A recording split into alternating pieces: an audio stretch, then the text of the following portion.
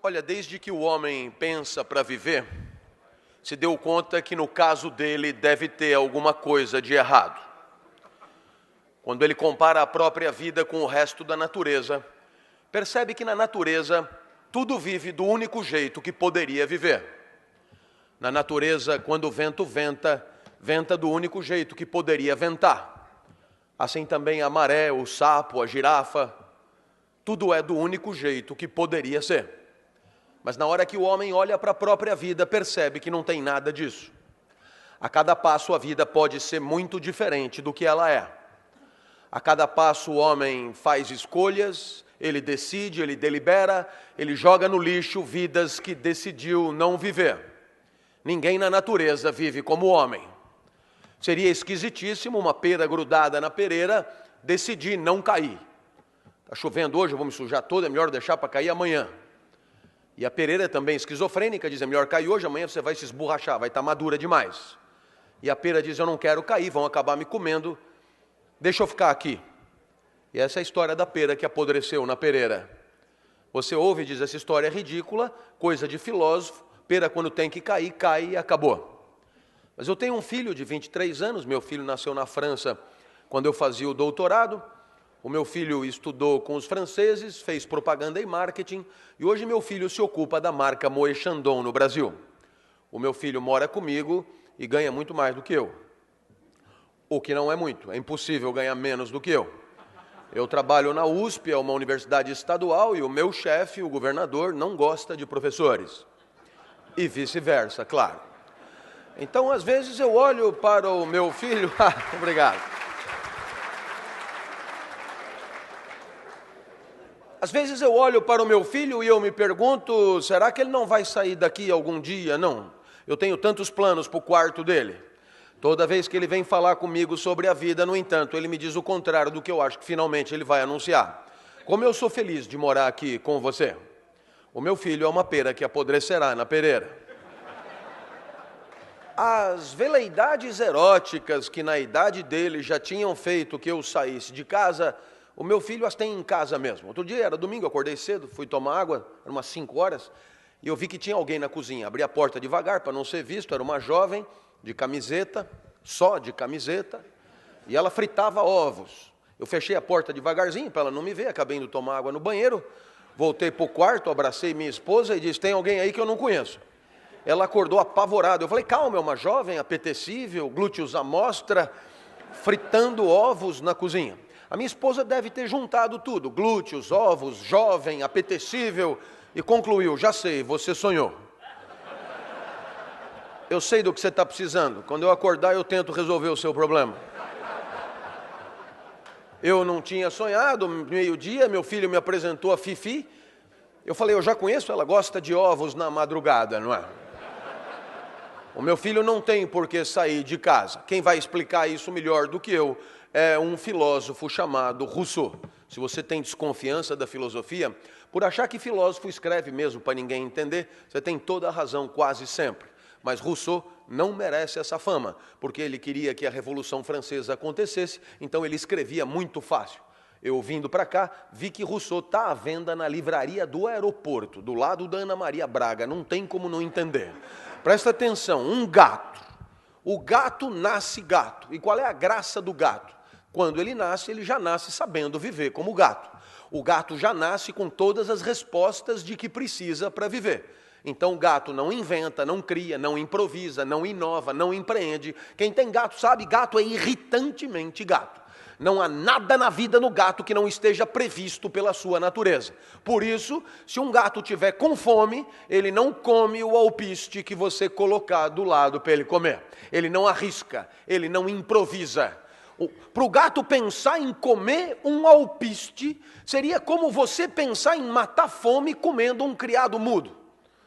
Eu me refiro ao móvel, não é? Claro, isso não passa pela sua cabeça. Da mesma maneira, um pombo nasce sabendo viver como pombo não vai à escola, e pombo não come filé, já nasce com a vida ganha, já nasce com a vida pronta, pombo não inventa. Então é claro que fica fácil que a gente não é nem gato nem pombo. Quando a gente nasce, não nasce sabendo. Só o homem vai à escola. Só o homem precisa aprender a viver. No caso do homem, a natureza é insuficiente, o instinto é pobre e a vida é complexa. Cabe ao homem ir além da sua natureza. É o único jargão que Rousseau usa. No lugar de ir além, ele fala transcender. O homem transcende a sua natureza. Então ele inventa, ele cria, ele improvisa, ele inova, ele empreende. Por quê? Porque no caso dele, a vida não está pronta. No caso dele, é claro, é preciso ir além. Por isso, é claro, se o homem tiver com fome, ele come o alpiste. Hoje ele chama de linhaça, parece que faz bem à saúde.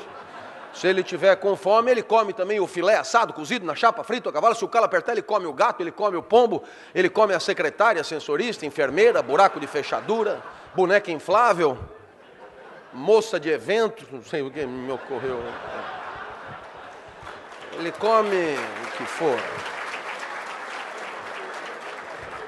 Antigamente se dizia que o céu é o limite, mas o homem já furou o céu há muito tempo, deixando claro que para ele não há limite. Alguém então poderia se dar conta, é o que Rousseau tenta explicar, que a liberdade para escolher o seu caminho é o grande traço distintivo do homem em relação ao resto da natureza. E por conta disso, o homem sempre se considerou superior a tudo.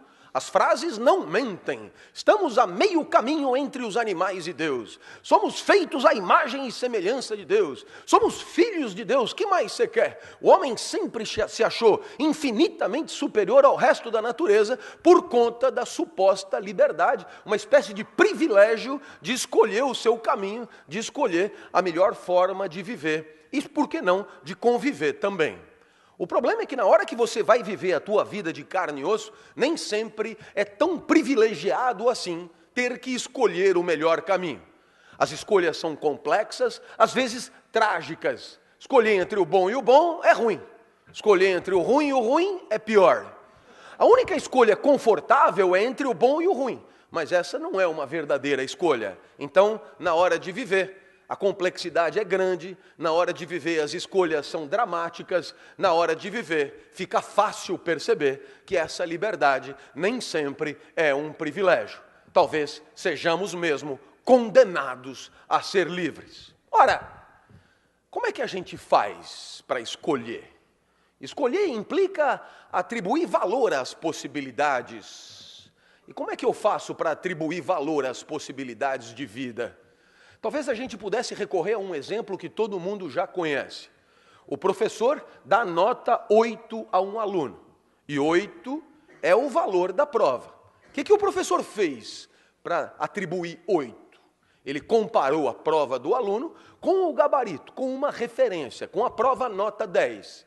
Fica fácil perceber que para atribuir nota 8 ao aluno é preciso comparar com alguma coisa. E naturalmente, como o professor aplica o mesmo gabarito para todas as provas, ele descobre rapidinho qual é a melhor prova, qual é a pior prova. Como seria fácil se fosse assim? E por que não é assim na hora de viver? Porque os gabaritos são muitos. E o que é pior, são contraditórios entre si. É o que Edgar Morin chama de valores complexos.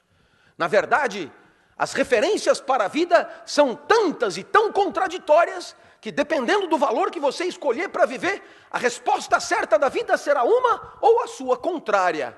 Tão fácil perceber. O primeiro valor do exército, está no banner do exército, é a disciplina. Então, claro, na hora de você viver lá dentro, a resposta certa é a vida mais disciplinada possível. Assim, quando a corneta toca às 5 da manhã, pode até passar pela tua cabeça tirar um cochilinho suplementar, mas você sabe que é melhor levantar. A disciplina é a resposta. Agora, eu sou de uma cidade do interior chamada Serra Negra. Lá tem um asilo que eu ajudo e lá tem um banner que fui eu que fiz. Valores. E o primeiro valor é o repouso. Lá, se alguma corneta toca, os velhinhos sabem que podem continuar dormindo. É melhor que descansem. Viu só? A disciplina manda levantar, o repouso manda continuar dormindo. E nesse momento alguém poderia levantar a mão, se não fosse tão constrangedor, e perguntar o que é óbvio: o que é melhor, a disciplina ou o repouso? Qual é a resposta certa? E esse talvez seja o momento para fazer um esclarecimento. Um professor de ética é o contrário de um guru. Um guru é aquele que vem, sabe-se lá de onde, sempre revestido de grande legitimidade, capital simbólico, e traz no bolso do paletó as respostas certas para a vida. Faça isso e se dê bem. O papel de um professor como eu é de mostrar que talvez essas respostas sejam todas problematizáveis, que talvez o problema seja seu. Talvez a vida e a liberdade seja o teu grande patrimônio, e eu não tenho por que decidir no teu lugar. Entre disciplina e repouso, o problema é teu. Pô, o senhor veio até aqui para dizer que o problema é meu? Pois é, eu acho que se eu tivesse respostas de guru, a minha palestra valeria muito mais do que vale. Mas eu prefiro assim, com humildade, mandar a bola para você. Que tal assumir a responsabilidade de dirigir a própria vida de vez em quando, pelo menos? É claro que a incerteza pairará, sempre. A minha mãe me ensinou a confiar nos mais velhos, porque confiança é um jeito de viver, é um jeito de conviver, é uma referência para a convivência. Aliás, uma baita referência, né? Quem confia faz o quê? A definição, ela tem 11 séculos, né? Ela é de Tomás de Aquino, na Suma Teológica, o dobro da idade do Brasil, uma definição que ainda é impecável. Quem confia tem certeza sobre coisas que não pode verificar. Claro que Tomás de Aquino devia estar pensando em Deus. Você tem certeza que Ele existe, muito embora não possa verificar na hora que você quiser. Mas claro também que para a gente conviver bem, a gente precisa confiar em outras coisas além de Deus. Por exemplo, nos outros, no que eles dizem, no que eles fazem. Eu fui apresentado aqui como professor da Escola de Comunicações e Artes da USP, e ninguém me pediu o meu título. Eu falei que sou doutor em Direito em Paris, ninguém pediu o diploma. Eu falei aqui que represento o Brasil na Unesco, ninguém pediu a credencial. Você confia, não vai verificar. O cliente de um banco entra no banco, deposita o seu dinheiro, investe o dinheiro que sobrou. Risco que nós, professores, não corremos, nunca sobra. Mas você deve sobrar. Você entra e investe o seu dinheiro. Você não pode ver aquele dinheiro toda hora, na hora que você quer. Você confia. Extrato igual dinheiro. Peguei o avião hoje de manhã para vir para cá. Não sei se isso acontece com você ou é só comigo. Mas eu sempre olho para um avião e me pergunto, isso não tem por que voar. Sobretudo quando ele está no chão ali parado, você vai subir a escadinha, não tem por que voar. No entanto, eu entrei no avião assim mesmo.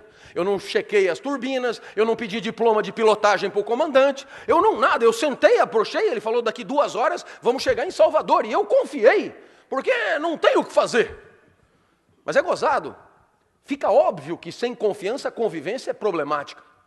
Mas a mesma mãe que me ensinou a confiar, me ensinou também a não aceitar nada de estranhos na rua quando eu ia criança para a escola. Ela me dizia, não fale com ninguém na rua, não aceite nada de estranhos. E naturalmente, a minha mãe também me ensinou a desconfiar, porque desconfiança também é um jeito de viver. Valores complexos, confiança e desconfiança. Os dois a serviço da convivência. Professor, qual que é melhor? Eu já expliquei que o problema é seu.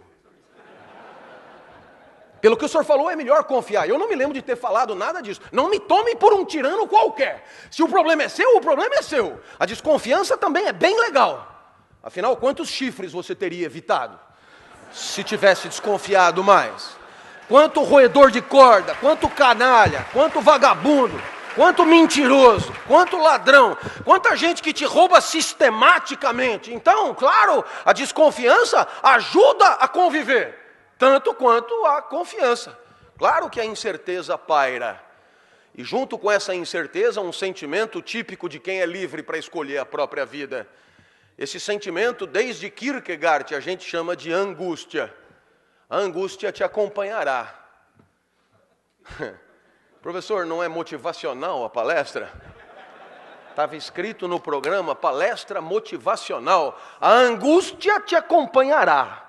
Porque a angústia acompanha todo mundo que tem que fazer alguma coisa com a vida e com a convivência e não sabe bem o quê. Por quê? Porque os valores são complicados, porque não há mesmo grandes certezas sobre o melhor jeito de viver e de conviver. E quando eu disse que a angústia te acompanhará, uma jovem, minha aluna, levantou o braço. Eu achei até que ela fosse polemizar. Eu achei até que ela fosse me dizer que a vida é bela e que eu era um fulano triste. Mas para minha surpresa, nada disso. Ela agradeceu pelo conceito. Obrigado pelo conceito de angústia, professor.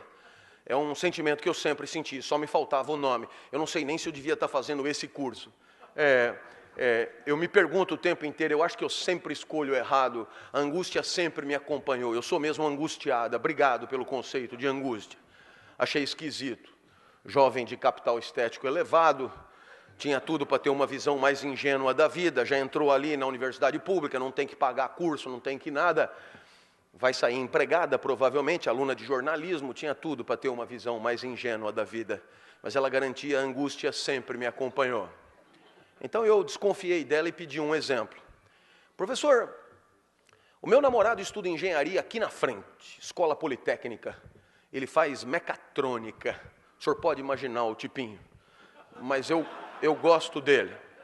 Agora em Corpus Christi, a gente não tem aula, é semana do saco cheio, e a gente aproveita para fazer o JUCA, Jogos Universitários de Comunicação, lá em Avaré. E eu falei, vem comigo, vamos divertir, vamos descansar, desopila um pouco, larga disso. E ele não pôde ir. Estava fazendo um robô, estava terminando um robô, faltavam só 2 antenas assim para o robô ficar pronto, sem as antenas o robô não funciona. Vai você. Quando eu cheguei lá em Avaré, me dei conta rapidamente que o esporte era um pretexto muito sem vergonha daquele encontro. Não diga o que as pessoas estavam fazendo, sacanagem, professor. O que é exatamente sacanagem? É sexo, professor. Eu olhei para aquela moça e imaginei uma centena iguais a ela, em Avaré, fazendo sexo. E lamentei muito nunca ter sido convidado para esse tal de JUCA. O que sobra para mim hoje é festa de formatura, né? Sucesso eu faço com as avós dos formandos, né? Professor, assim que eu desci do ônibus, um rapaz se aproximou de sunga, musculatura saliente, muito diferente do meu mirrado mecatrônico. Não perguntou nem meu nome, já me propôs na lata uma cópula furtiva, uma bimbada mágica. Ele prometia desaparecer magicamente após o coito. Lavou, tá novo, ele explicou. Foi aí que eu lembrei do senhor. Eu não entendi onde é que eu entrei na história, moça. Entendi o que eu tenho que ver com isso. Ué, não é o senhor que diz que a vida não tem fórmulas prontas, que os valores são complexos, que a incerteza paira, que a gente angustia? Sou eu que digo. Então, de quem que eu ia lembrar? Afinal, dar ou não dar? Ela estava angustiada, ela tinha entendido, se bobear, melhor do que eu o conceito. Como é que a gente desata esse nó? Veja como é complicado.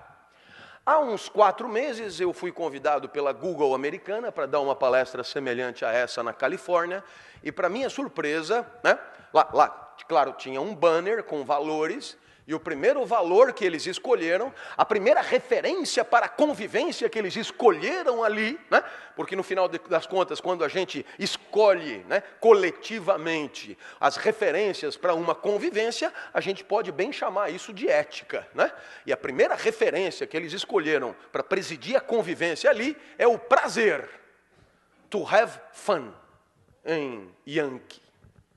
Eu te pergunto, o que o prazer quer dizer? Claro, o valor, prazer, te ajuda o tempo inteiro, né? Na Apologia de Sócrates, Platão define como a redução do desconforto físico de existir. O senhor podia repetir? Eu acho que eu não entendi. O prazer é a redução do desconforto físico de existir. Mais ou menos assim, você come para diminuir a fome, bebe para diminuir a sede, abre a janela para diminuir o calor, liga o ar-condicionado, tira o paletó, põe o paletó, e assim o prazer, ele gerencia, né, a gestão da microexistência, né? É um tal de Goffman que conta exatamente isso, né? O prazer é gerenciador da pequena vida, né? E é claro, pelo prazer, aí você podia perguntar, mas e o orgasmo, por exemplo? E eu responderia, tentando defender Platão, é rápido o orgasmo, não é não? Quanto tempo dura um orgasmo? Aqui na Bahia eu não sei, mas lá em casa uns 5 segundos. Durante a semana, final de semana, 6, 7. Se você for um gozador espetacular, quem sabe 10 segundos. Agora, quanto tempo dura uma enxaqueca? Você já imaginou orgasmo com prazos de enxaqueca? Você começa a gozar hoje e termina domingo. Vira uma uva passa, né? Eu tenho a impressão que Platão tem razão. O normal é diminuir a dor, diminuir o sofrimento. Se der para dar uma gozadinha, melhor, mas é raro. Ora, pelo prazer, ela já deveria ter dado para o marombado de sunga, claro. Agora, o segundo valor do banner, e é aqui que eu queria que você entendesse, o segundo valor, e eu estou falando da Google americana, eu não estou falando de uma empresa, digamos, que faz as coisas de maneira impensada, né? O segundo valor do Google é o respeito. E quem respeita faz o quê? Né? Uma definição que eu gosto muito, o respeito é considerar o outro na hora de decidir a própria vida. Né? Quem respeita considera os afetos do outro na hora de deliberar sobre a própria vida. Respeitar você é dar palestra considerando tuas alegrias e tuas tristezas. Me parece uma definição super atrativa.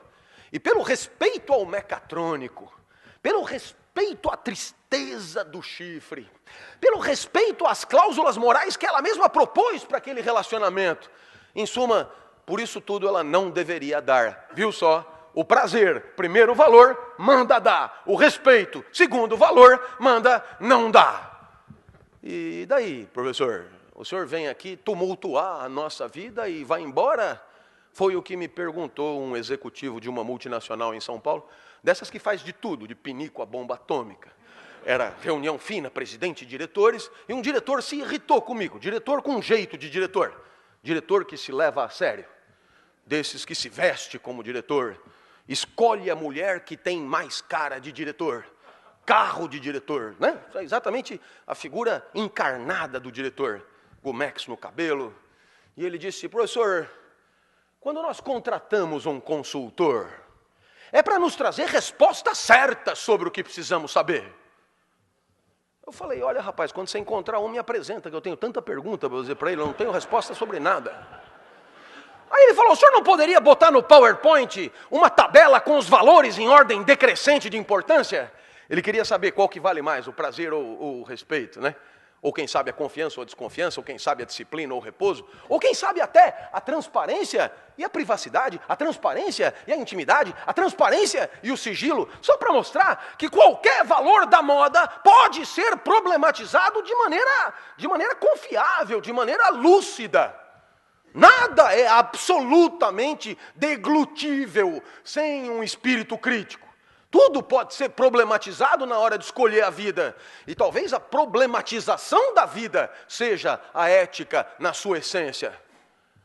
Professor, e a tabela? Não vai dar, amigo. Não sei o que é um PowerPoint. Ele não entendeu a ironia. Falou: pode pôr na lousa. Eu falei: o problema não é o PowerPoint. É a tabela, eu acho que ela não existe.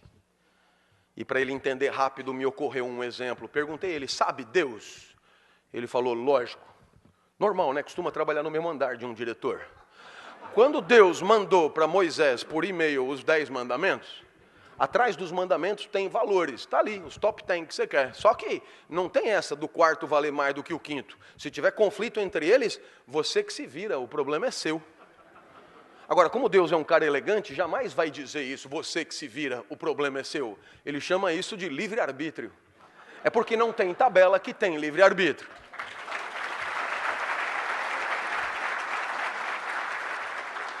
O diretor ficou enfurecido. Desse jeito eu nunca vou ter certeza da melhor estratégia. Falei: ah, vá. Como é que eu faço para acertar sempre, professor? Falei: foda-se um pouco, rapaz. Estou me fudendo desde que nasci, como é que você quer acertar sempre? Mas ele não tem culpa, eu acho. Quando ele vai na livraria do aeroporto, momento de maior intimidade que ele tem com livros, o que ele encontra para comprar? Diz o que vende, diz para mim. Eu vou resumir o mercado editorial para você. 10 lições para ser feliz. 10 lições para ser líder, passo a passo do sucesso. Como chegar lá, como enfiar o pé na jaca, como aumentar o tamanho do seu negócio, como dar prazer na cama, não sei se os dois têm a ver, como... Depois tem o poder da sedução, o poder do discurso, o poder da vida, o poder da razão, o poder do caralho, o poder não sei o quê. Depois tem 7 hábitos do homem eficaz. Depois tem outro livro, 7 hábitos do homem altamente eficaz, para homens com mais de 1,80. E depois, pasme, tem o 8º hábito, claro, porque os 7 primeiros mentiram e não deram conta da eficácia que prometiam. Se fossem só 7 hábitos garantidores de eficácia, seja lá para quem for, não haveria necessidade do 8º. Mas não, você continua comprando. E por que será? Talvez porque a angústia de ser livre pese demais nos seus ombros. Talvez porque você preferiria muito mais que houvesse uma tabela a seguir. Talvez você preferisse não ter que escolher. No fundo, o gato é o seu herói. Gato não angustia. Gato gateia. E você, nossa, a cada segundo, em dilemas, tendo que escolher o melhor caminho. Se você olhar bem para a cara de um gato, verá que ele zomba da sua cara. Tamanha a sua superioridade existencial. Gato não tem dúvidas, leva o seu caminho de forma única, como quer o executivo. Isso me faz lembrar do Muricy. O Muricy é o Muricy Ramalho. Já treinou clubes importantes, tem estado em decadência e agora se ocupa de clubes de importância regional só. O Muricy estava no Japão e deu uma entrevista excelente, como todas que ele dá. E num determinado momento ele disse, se o Santos fosse jogar contra o 15 de Jaú, eu punha 3 que sabem o que fazer com a bola, depois eu punha qualquer um que o Santos ganha, de qualquer jeito. Mas nós vamos jogar contra o Barcelona. E para jogar contra o Barcelona, eu não posso me dar o luxo de ter jogador moita no time. Jogador moita é jogador que não sabe o que fazer com a bola, jogador que tem medo de improvisar, medo de inovar, medo de fazer acontecer e surpreender o adversário. Jogador moita é jogador que se esconde atrás do beck, que está esperando o jogo acabar. Você sabe bem quem é o jogador moita. E rapidamente eu percebi que aquilo que o Muricy estava falando para o futebol vale para qualquer atividade. Até para a tradicional paquidérmica universidade. O Brasil, num entre as 30 melhores, no outro entre as 100 melhores, a melhor da América Latina, a melhor do Hemisfério Sul, a melhor disso, a melhor daquilo, talvez esteja faltando maconha nas outras escolas, talvez. No melhor quadro possível, a USP está em 28º do mundo. E aí você pergunta, professor, mesmo assim, o que falta para encarar Harvard, primeiro lugar em todos os rankings? E a resposta é a mesma do Muricy. Não dá para ter no time professor moita, pesquisador moita, gente que está esperando a aposentadoria chegar, gente que se arrasta, gente que repete protocolos, gente que faz sempre o mesmo, regido por uma tradição, como se o passado fosse determinante. Gente que não entendeu a soberania maior que é a nossa de fazer acontecer de forma sempre inédita, para encarar situações de vida sempre virginais e irrepetíveis. Talvez por isso seja difícil, porque o que mais tem ali é moita. Claro, temos que continuar vivendo. E evidentemente que na hora de viver, muitos são os critérios para fazer as escolhas. Os gregos, por exemplo, tinham certeza de que o universo é cósmico, ordenado. E tudo tem uma razão de ser para estar ali, uma espécie de papel, causa final, finalidade. Então o vento venta e ventando refresca, poliniza, a maré mareia, fertiliza, o sapo sapeia, engole mosca. E assim tudo tem um papel, teu intestino peristálta te permite evacuar. E aí, claro, onde estaria a vida boa? A vida boa estaria no ajuste, no encaixe da nossa particular existência nessa engrenagem cósmica e universal. Se conseguíssemos encontrar o nosso lugar, aquilo que Aristóteles chama de lugar natural, seríamos vento que venta. César Cielo nadando 50 livre, Arthur e sua argola. E quando você encontra o teu lugar de encaixe, Você vive uma situação que os gregos chamavam de eudaimonia e que nós poderíamos traduzir de maneira um pouco simples como felicidade. É bastante tentador, mas chega lá pela modernidade, o homem faz algumas descobertas que colocam essa teoria em questão.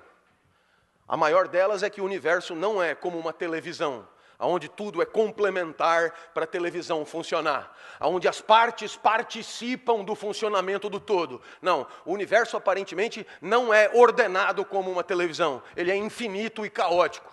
E aí, na hora de escolher a melhor forma de viver e de conviver, a bola vem para nós.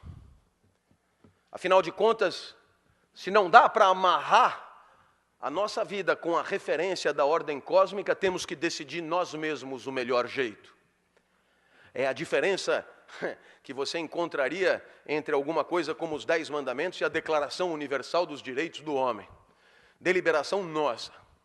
E se você algum dia sonhou que houvesse algum tesouro subaquático ou supraceleste, a resposta certa da vida e da convivência, sabe que esse tesouro talvez esteja na nossa inteligência, na nossa capacidade deliberativa, na nossa capacidade de fazer da nossa sociedade um grande espaço público de debate, onde o melhor argumento possa surgir, onde a melhor tese para resolver problemas concretos da vida possa aparecer do debate, do contraditório, do enfrentamento.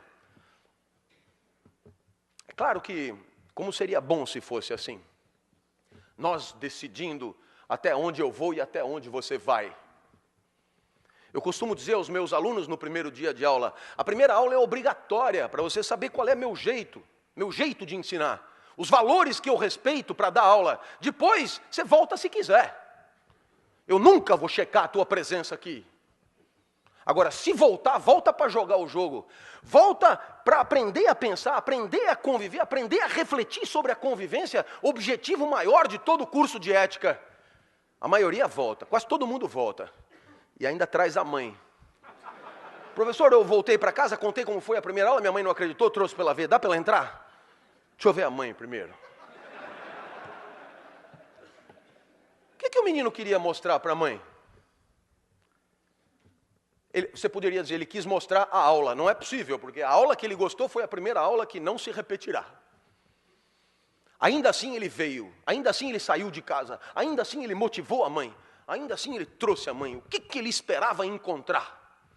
Perceba que quando ele saiu de casa, ele tinha certeza que ia encontrar uma coisa que ele não podia verificar ainda. Chamamos isso de confiança no professor.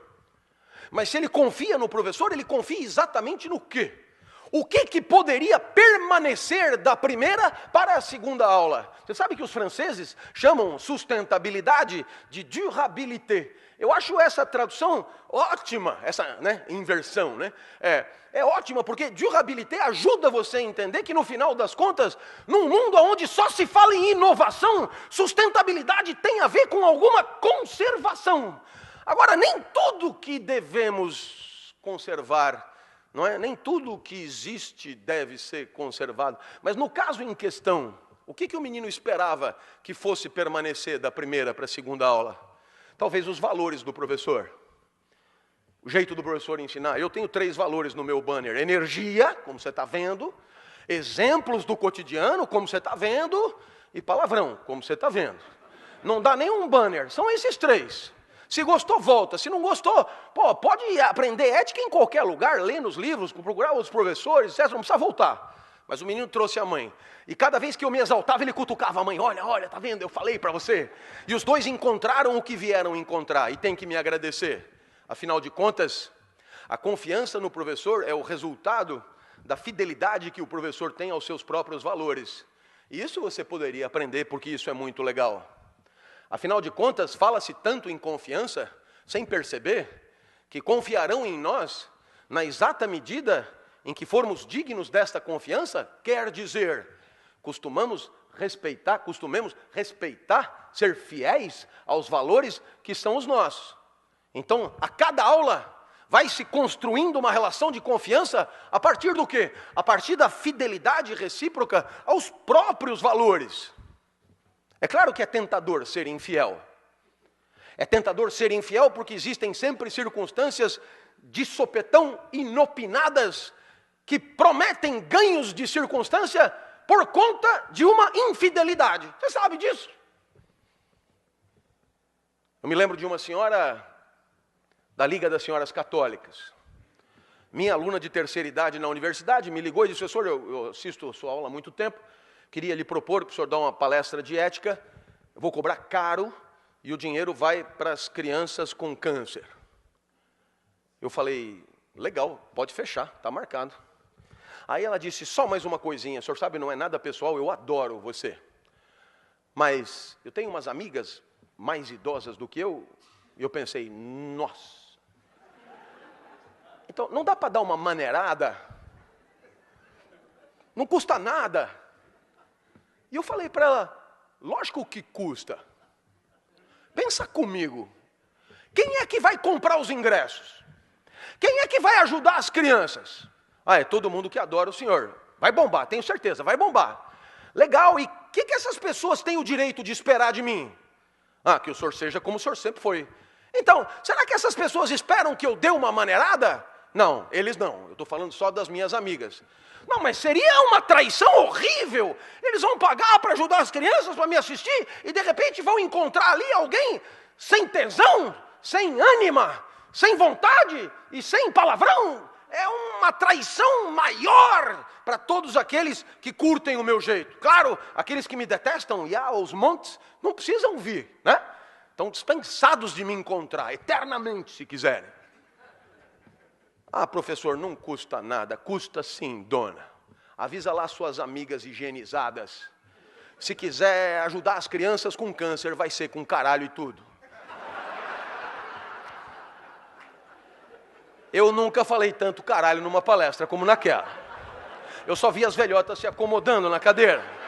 Mas depois do quinto caralho, eu acho que se afeiçoaram, porque pediram outra. Professor, não vai esquecer do caralho. Tem certas coisas difíceis de deixar em casa, dona. Os valores, por exemplo. Eu espero que você tenha entendido que no final das contas, os teus valores são a tua identidade, aquilo que você oferece para te definir. Vamos imaginar que você encontre alguém num bar, você está num momento de entre-safra amorosa, encontra alguém, esse alguém meio que começa a conversar com você, mas para continuar ali você precisa contar para ele quem você é. E eu pergunto, você já parou para pensar o que é que você costuma dizer para dizer quem você é? Aquilo que os psicólogos chamam de discurso identitário. O que é que você conta para o outro para dizer quem você é? Você poderia começar assim: eu sou um espaço de mitoses e meioses. Eu sou neurônio que sinapseia, eu sou sangue que circula, eu sou joelho que dobra, intestino que peristalta. E você não está mentindo, mas não é isso que você fala. Porque não é isso que a pessoa quer saber. Não é isso que ela precisa saber. Então, o que é que você fala para dizer quem você é? Você conta, na verdade, o que você fez da tua vida. Você conta as tuas escolhas. E quando você conta as tuas escolhas, você, na verdade, está contando também os critérios que você costuma usar para escolher a vida que leva. No final das contas, são os valores que definem você. E permitem que aquela pessoa, a partir dessas informações, possa decidir entre ficar ali ou cair fora. O teu discurso identitário é de índole moral antes de qualquer coisa. E eu costumo dizer que sou professor. Isso desperta ternura nas mulheres. E ternura é pena mesmo, né? E quando eu digo que é de ética, a ternura aumenta muito.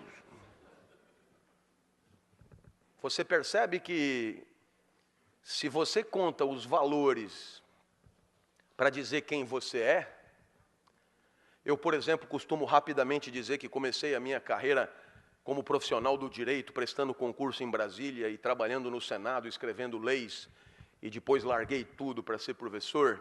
É claro que essa opção que eu fiz, ela é absolutamente rica para informar para todo mundo qual é a minha praia, qual é a minha identidade. Então, é claro, da mesma maneira que nós, pessoalmente, nos apresentamos a partir dos nossos valores, quando fazemos parte de uma empresa, de um grupo, de uma instituição, essa necessidade é ainda maior. Se você não sabe o que é a USP, olha para mim. Eu estou totalmente alinhado com a universidade. Acabei de fumar um beck. Pode olhar para mim, por quê? Porque, na verdade, eu ajudei a definir os valores da empresa, da instituição, do coletivo, e sou o primeiro a defendê-los. E você poderia me perguntar assim, por que, professor, eu tenho que zelar pela identidade da empresa onde eu trabalho? Por que eu tenho que defender os valores? Por que eu tenho que lutar para que as pessoas saibam quem é a empresa? Qual é o jeito dela? O que eu vou ganhar com isso? Eu queria deixar claro para o senhor, eu só penso em mim. Eu só penso no meu próprio ganho. Eu só penso na minha carreira. Né? E eu responderia, eu conheço você. Você é assim mesmo, incapaz de ter afetos pelos colegas, incapaz de ter afetos pela instituição que te deu abrigo.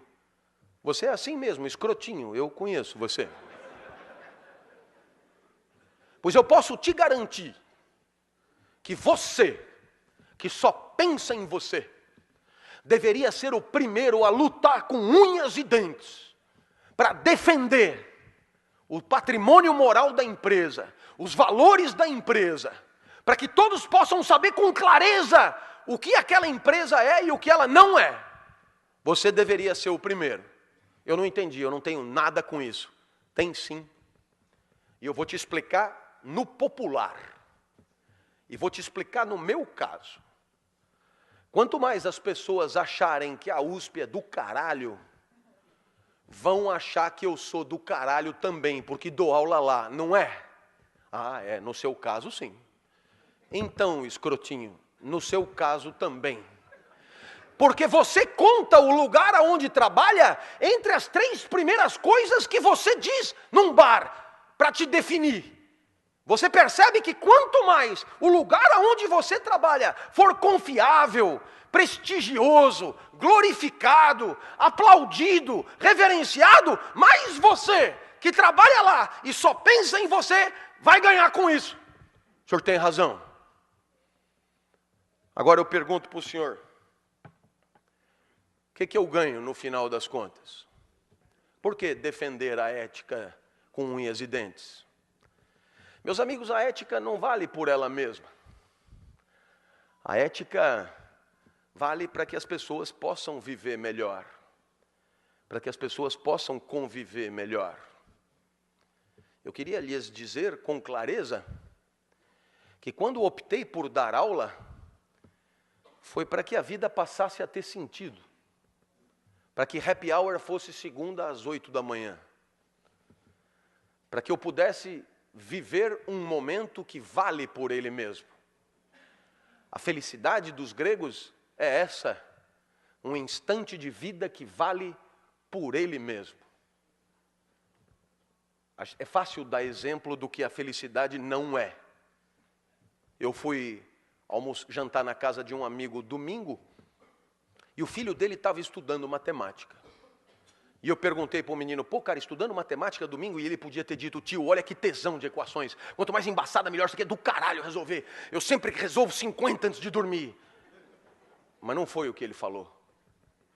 Ele falou, eu tenho que tirar 7,5 amanhã na prova. Então eu tenho que fazer essa merda dessa lista, senão eu estou fodido. E aí você podia pensar, se ele vendeu domingo por causa de segunda na prova, ele vai exultar, ele vai delirar na prova. E o menino falou, bem que meu pai falou que o senhor sempre foi meio doido. Eu só preciso tirar 7,5. E eu falei, 7,5 para quê? Ele, para passar de ano, ué. A única coisa que me importa, tio, é passar de ano. E quando o ano que vem chegar, o menino dirá a mesma coisa, passar de ano. Essa é a escola da tristeza, em que você fica ali esperando o ano que vem chegar, esperando o ano acabar, esperando a vida acabar. A escola da tristeza é ótima, na verdade, porque ela prepara o profissional. Ela prepara o profissional para viver o trabalho da tristeza.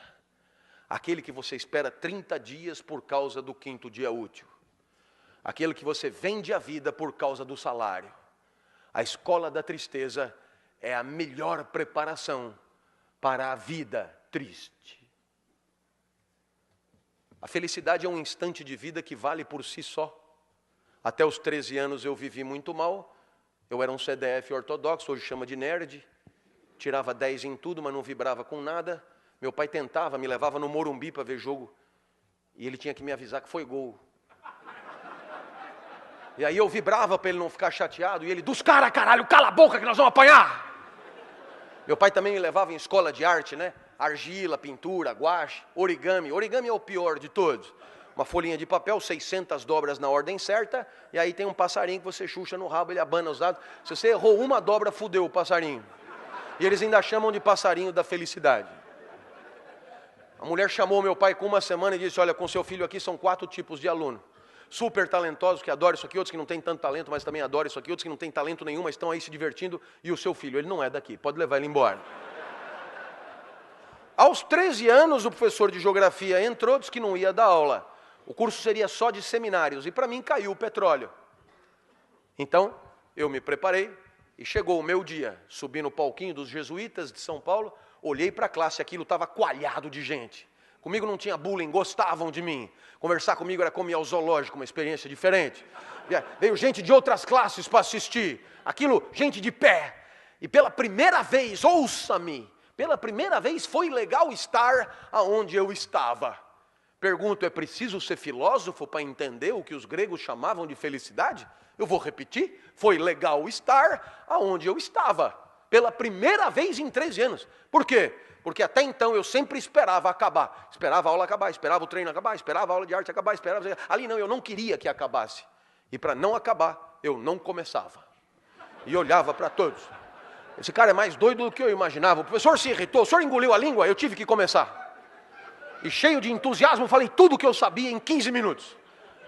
E um amigo levantou a mão e disse, professor, deixa ele continuar falando, é tão legal o jeito que ele fala. E o professor disse, ele tem 50 minutos para falar, ele que fale. E a bola veio para mim. A bola do Muricy veio para mim. Quando a bola vem para você, e aí, velhinho, vai viver como? Você é livre, decide. Eu não sabia mais nada para dizer. Se eu fosse respeitar a geografia, eu tinha que dizer, eu não sei mais nada. Mas o meu corpo dizia, 13 anos de uma vida de merda, agora que está do caralho, não sai daí. Mas eu não tenho mais nada para dizer, inventa qualquer porra, mas não sai daí. Então eu decidi inventar sobre o petróleo. Lembrei do meu pai. Meu pai nunca passou na porta de uma faculdade. Mas o meu pai dizia coisas que depois eu encontrei na mais sofisticada filosofia. Tem um filósofo chamado Nietzsche, que escreveu um livro dificílimo chamado Assim Falava Zaratustra.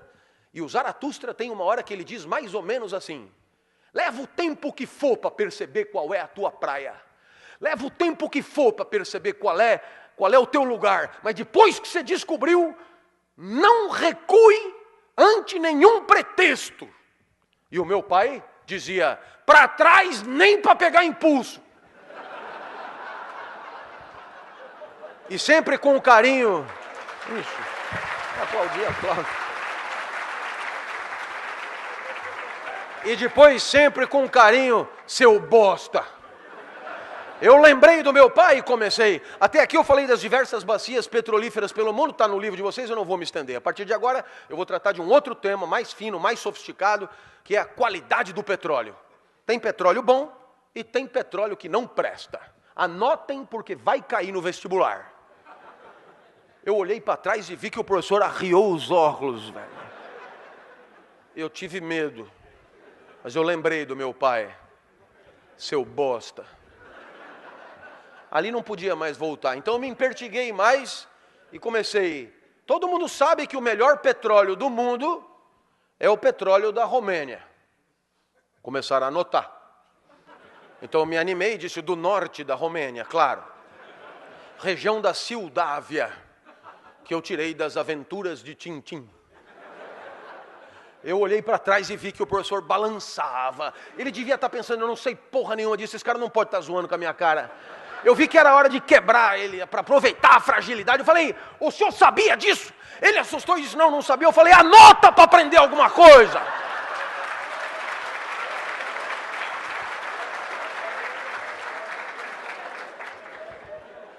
A hora que eu mandei ele anotar as coisas que eu estava inventando, ele não reagiu. Eu falei, esse lugar é do caralho, velho. Eu não precisava me lembrar de nada, eu inventava tudo. A minha aula melhorou demais. Falei de petróleo em Fernando de Noronha, no Bananal, em Madagascar. Foi um show. Terminou a aula, aplausos copiosos. E um menino levantou a mão e disse, professor, eu tenho uma sugestão que eu acho que é de todos. Deixa ele dar todos os seminários. E o professor disse, mas ele só estudou sobre o petróleo. Eu falei, quem falou?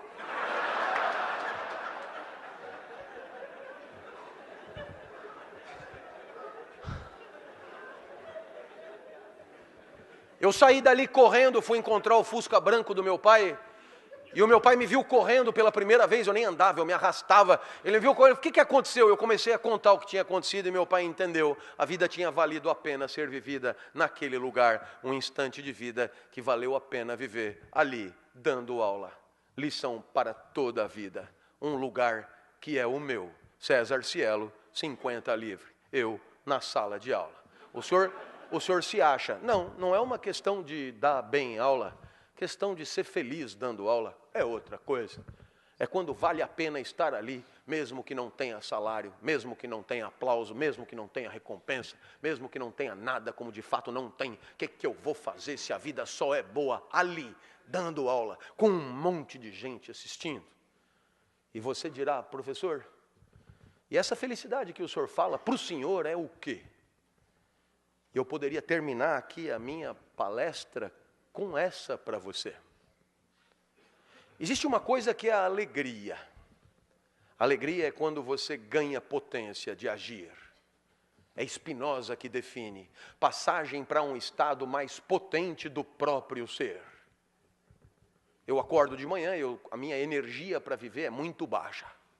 Acordei hoje às 4, por exemplo. Eu sentei na cama e lembrei.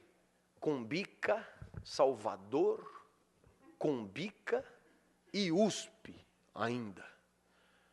Falei, nossa, velho. Aí a minha mulher, sabe como é 25 anos de matrimônio, já houve um tempo que ela dizia, fica mais um pouquinho. Agora ela diz, não vá se atrasar. E com o pé assim.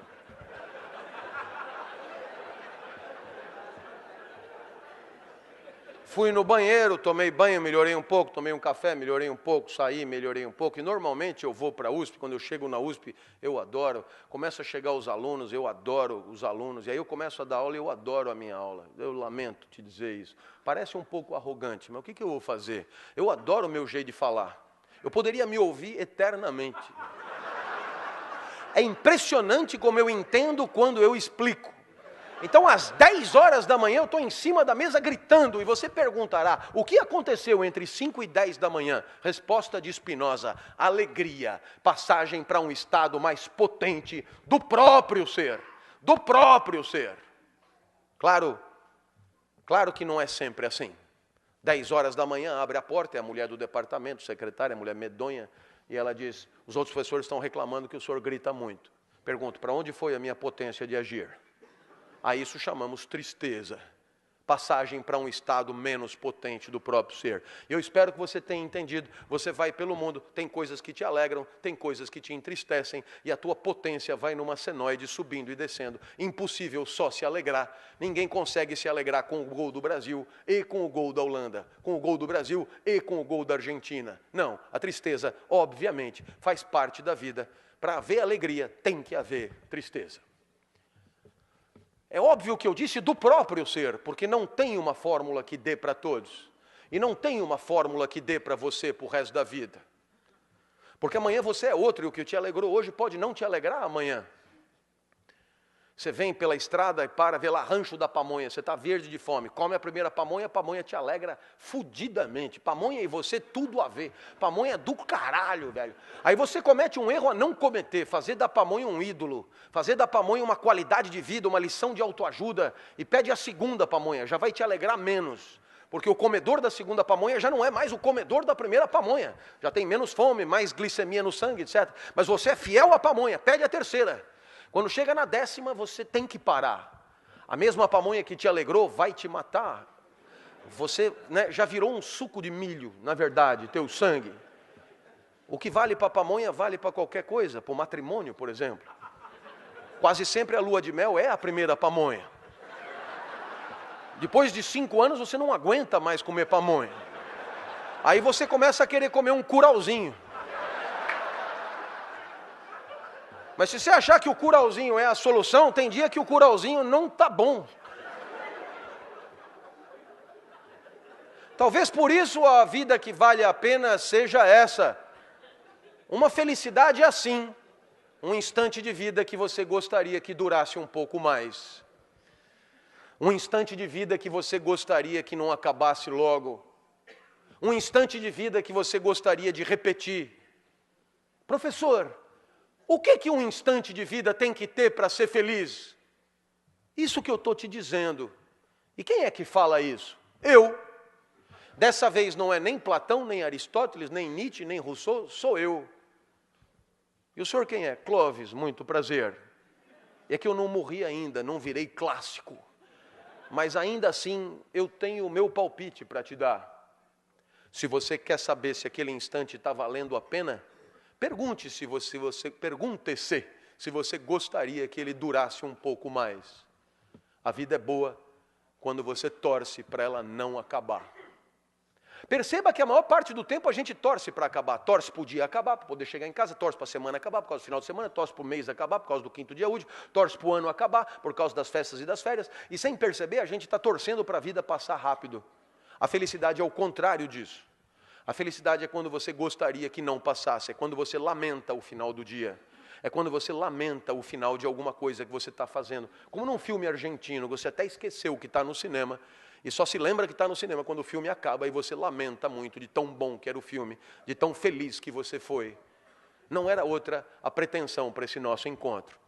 Que pelo menos por um segundo eu tenha te surpreendido. Que pelo menos por um segundo, 10 minutos tenham passado e você não tenha se dado conta. Que pelo menos por um segundo você não tenha percebido que está tendo uma aula de filosofia há exatamente 1 hora.